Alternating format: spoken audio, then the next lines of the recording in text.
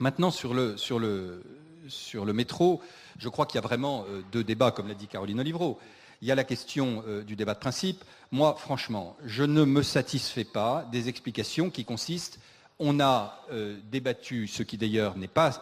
dans des conditions satisfaisantes en 2001 ou en 2003, du tramway fermer le banc,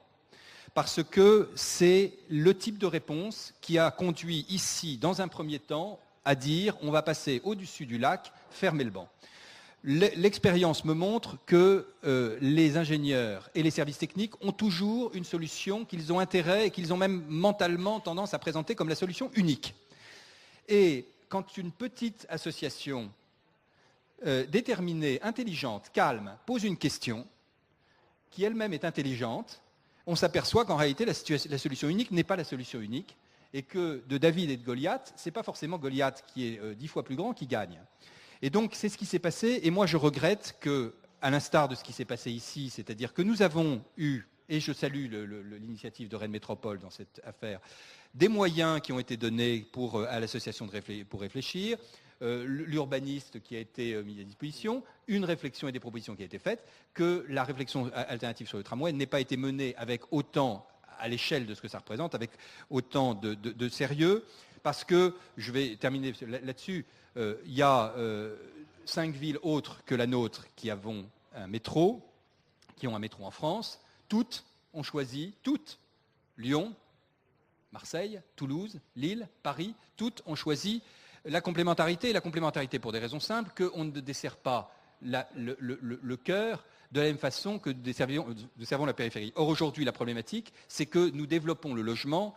et l'habitat plus dans la périphérie que dans le cœur. Et si nous ne réfléchissons pas à cette complémentarité, je pense que nous notons un coche. Maintenant, à partir du moment où nous rentrons dans une optique métro, moi, je ferai une comparaison. C'est comme si vous alliez acheter, vous posez la question, vous avez des chaussures de ville, des escarpins très jolis qui vous plaisent bien, c'est la première ligne, et vous vous dites pourquoi pas la seconde, pareil.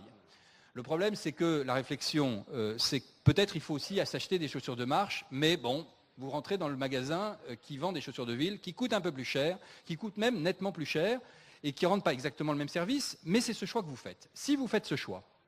et moi je ne suis pas contre le métro par principe, tout le monde est ravi d'avoir le métro à sa porte. Donc je serais ravi que tous les habitants des Longchamps et tous les habitants des Champs-Blancs et futurs, etc., puissent avoir le métro. À partir du moment où vous faites un choix, il faut avoir,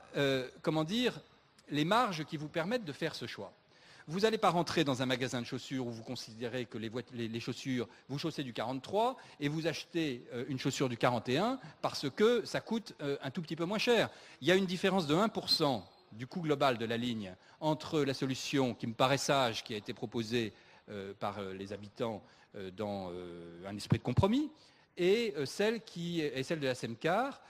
qui a de nombreux inconvénients environnementaux qui ont été décrits.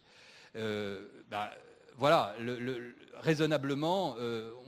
la bonne chaussure, c'est celle que proposent les habitants. Faut-il, parce qu'on est dans une logique extrêmement financière, gouvernée par le fait que peut-être on n'a pas fait au choix de départ, on n'a pas pris la bonne ramification, essayer de faire rentrer le pied de gré ou de force au chausse-pied, moi je pense qu'il y a encore matière à réfléchir, mais il y aura un débat, il n'est pas conclu, le Rennes Métropole se réunit en avril, nous pèserons dans le sens qui me paraît être celui, si ce choix est fait, sous réserve qu'on puisse le financer, ce qui me paraît problématique, si ce choix est fait, qu'au minimum on fasse un choix cohérent.